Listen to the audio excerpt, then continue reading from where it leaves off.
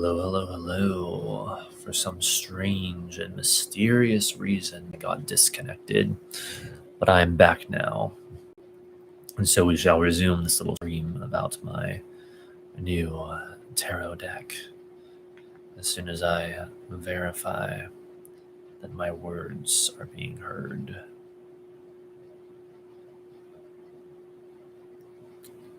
How do I sound? Okay, good. So I assume that will suffice. When we last left off before we were mysteriously disconnected, I was looking at the moon card, and wow, I just flipped right to it. It's actually strangely appropriate because the moon, is all about mystery and mysterious happenings. So let's see here.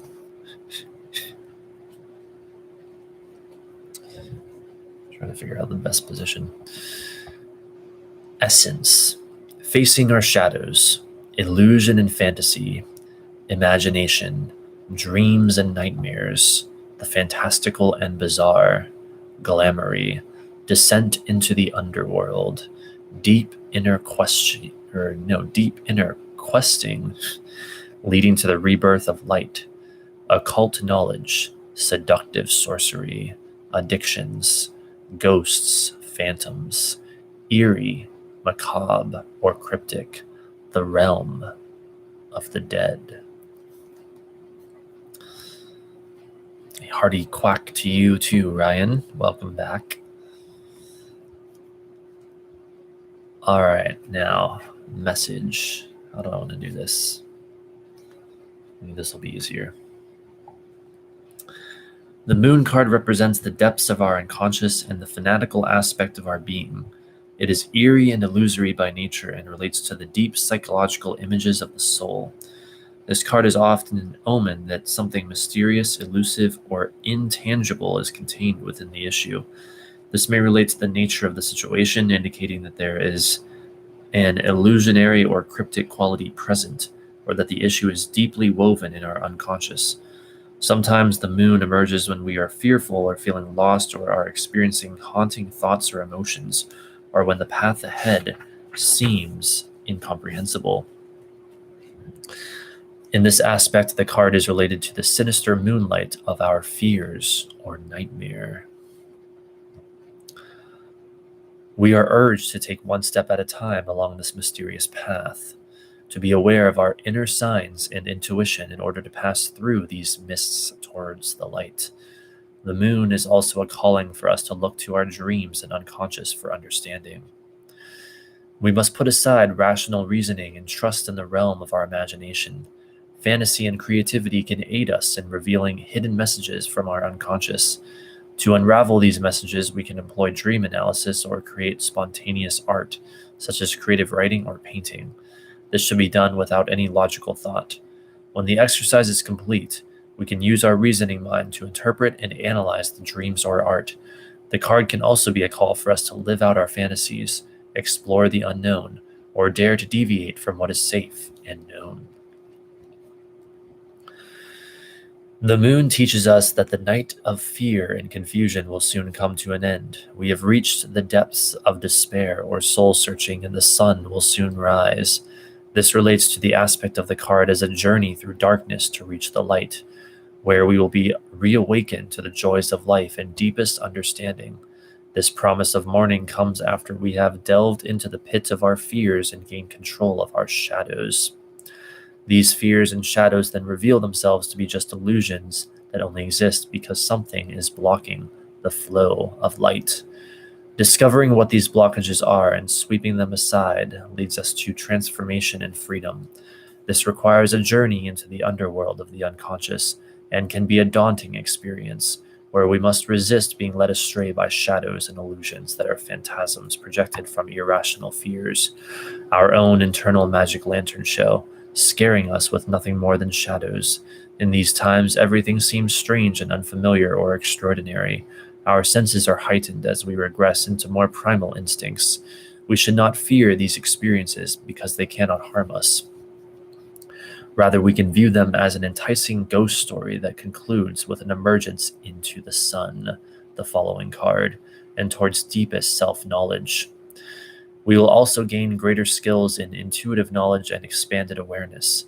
In many cases, the moon card is a sign that we are feeling lost or wandering aimlessly and that we must find our way back to our path in clarity of purpose. Although this card is shadowy and peculiar, it is not always disturbing, as it can be bewitching and has tremendous power to inspire creativity and visualization and to enhance psychic abilities. All right, so there you guys go. That is the moon card according to Phantasmagoria. And yes, there is more, but we don't have time to get into all this different stuff. Hello, Norman. My eyes are cool. Thank you. I'm glad you like them. Maybe one day I'll have better lighting and my eyes can be illuminated properly on these streams, along with everything else that we go over. So indeed, not really sure what else to go over at this point. As you can see, the backs of the cards have a nice red rose, which has interesting symbolism, A rose can simultaneously be the symbol of love and of pain. Seems appropriate for a vampire deck.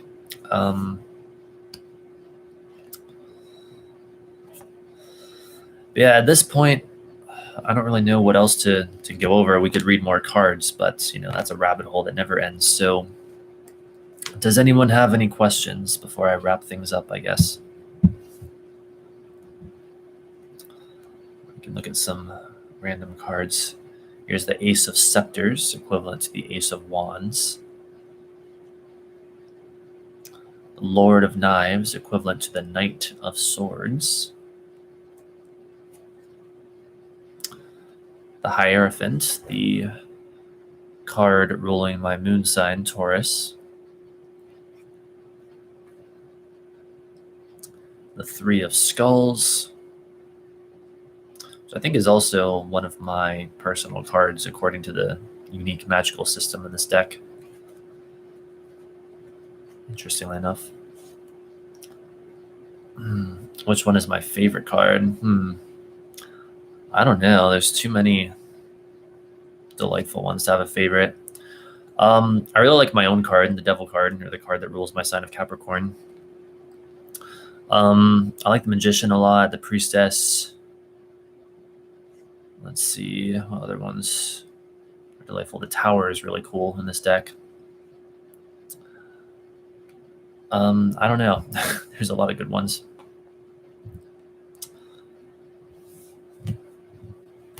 I feel like I was going to go over one other thing. I guess I could just, sum all of this up. Basically, as I've said throughout this stream and the previous one before we lost our connection, this deck is pretty amazing, I have to say. That's my honest opinion. Like I said, I was only expecting to get a deck of tarot cards. I was not expecting this grand, if I can get it to open again for me, this grand presentation, with the book in there as thorough as it is, and the cards in here as well, and this nice red ribbon and everything to help extract things. So, it says on here $29.99 US, and again, I'm not being paid to say this or anything. I just genuinely really like this, as if I would be paid to say anything, as if I'd be in that kind of situation. But I think I actually got it for 22 something on Amazon, plus tax or whatever. So roughly $25 for all of this. I'd say that's really worth it, actually. Of course, for me, getting to get something like this is a real treat. It's not every day that I can, afford to justify spending money on tarot cards. And so, in 3 years of studying them, this is only my third deck. But yeah, I really like it. I'm happy with my purchase, and I'll probably continue to use these cards for quite some time to come.